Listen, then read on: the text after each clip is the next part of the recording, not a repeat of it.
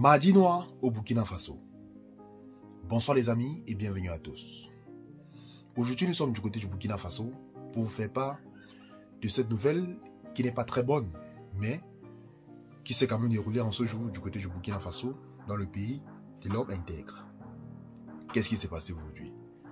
Mes chers amis, sachez que le président Ibrahim Traoré, président de la République du Burkina Faso, ou alors président de la transition du Burkina Faso, a commencé une guerre avec les djihadistes qui n'avaient même pas idée de ce qui allait se passer.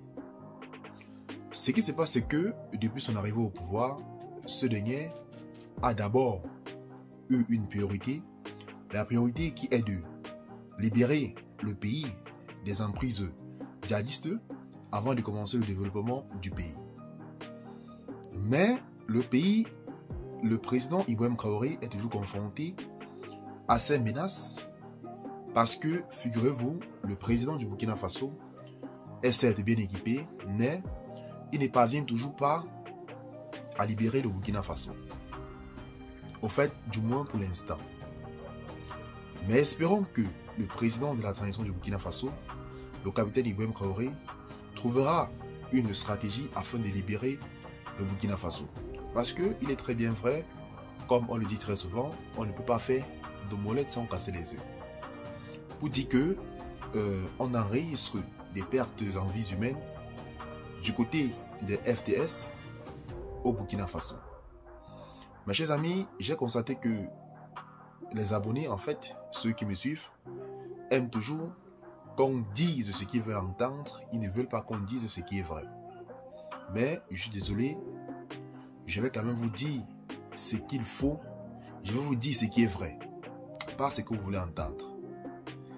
Il y a eu des pertes en vies humaines en ce jour du côté du Burkina Faso, du côté des FDS. C'est une vérité, c'est d'ailleurs à vérifier, si bien sûr vous le voulez, même comme vous allez dire que les informations sont erronées, mais c'est très bel et bien fausse. L'information est vraie. Même comme le taux de frappe du président Ibrahim Traoré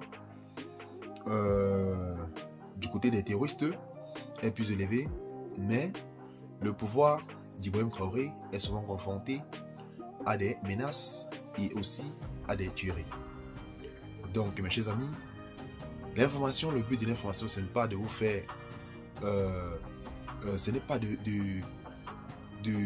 vous effrayer, c'est pour vous dire que certes le président Ibrahim Traoré effectue un travail remarquable, mais il a encore du chemin à parcourir.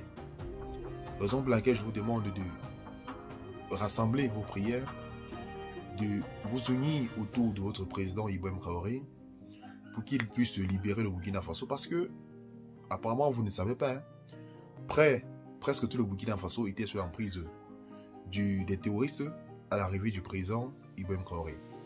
Donc le président Ibrahim Traoré a déjà libéré une très grande partie, et espérons que il continuera ainsi. Il continuerait ainsi. Parce que, figurez-vous, on ne peut rien développer on ne peut rien produire lorsqu'il n'y a pas la sécurité dans le pays. Et lorsqu'il n'y a pas de sécurité dans le pays, cela éloigne même les investisseurs du côté du Burkina Faso. Donc le véritable problème du Burkina Faso, c'est que les autorités sont confrontées à des menaces, à des attaques de plus en plus. Donc le but ou alors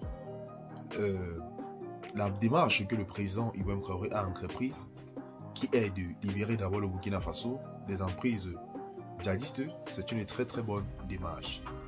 Parce qu'avec ça, les investisseurs devront encore à nouveau faire confiance au Burkina Faso et devront continuer à investir du côté du Burkina Faso. Donc mes chers amis, c'est une très très bonne nouvelle. C'est bon.